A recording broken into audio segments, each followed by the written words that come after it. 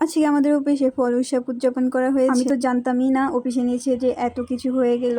সকালবেলা আমি কাজ করতেছিলাম, হঠাৎ আমার কলিগ এসে আমাকে টেনে নিয়ে যখন আমি গেলাম তখন দেখলাম যে সবাই মাত্র স্টার্ট করতেছে, সবকিছু আস্তে আস্তে করে সাজাচ্ছিল। আমার কাছে তো অনেক বেশি ভালো লেগেছে। এখানে ছিল বিভিন্ন রকমের রঙিন ফল, যার সাথে ছিল ফলের স্বাদযুক্ত পুডিং আর নানান ধরনের সুস্বাদু পিঠা। আচ্ছা, ফলেরও পিঠা আছে, আবার ফলের সালাদ ছিল, আবার ছিল আম ভর্তা, তারপরে আমড়া ভর্তা, মানে জিভে জল চলে আসার মতো অনেক কিছু ছিল। কিন্তু আফসোসের কথা হচ্ছে যে আমি কোনো কিছুই খেতে পারিনি, কজ আমি ওই দিন রোজা ছিলাম।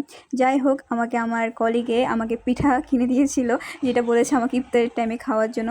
Thank you so much. এখানে ছিল আবার দারুণ একটা সেলফি কর্নার। সবাই সেখানে ছবি তুলে উৎসবের সুন্দর মুহূর্তগুলো স্মৃতিতে ধরে রাখছিল। ফলে সবে এই সুন্দর পটুবুত কয়েকটাই স্মৃতিবন্দি করে রাখলাম। এমন ছোট ছোট মুহূর্ত জীবনকে আরো সুন্দর করে তোলে। ফল উৎসবে আমি ভেবেছিলাম শুধু ফল পিঠে এগুলোই থাকবে, কিন্তু তার সাথে যে নাচ গান এত কিছু থাকবে মাথায় ছিল না। জীবনের ব্যস্ততার মাঝেও এমন ছোট ছোট আনন্দ মুহূর্তগুলো সত্যি মন ভালো করে দেয়। উৎসব শেষ, কিন্তু সুন্দর স্মৃতিগুলো রয়ে যাবে অনেক দিন। আজকের ব্লগ এখানেই শেষ করছি, আবার দেখা হবে নতুন কোনো ভিডিওর মাঝে। আল্লাহ হাফেজ, আসসালামু আলাইকুম।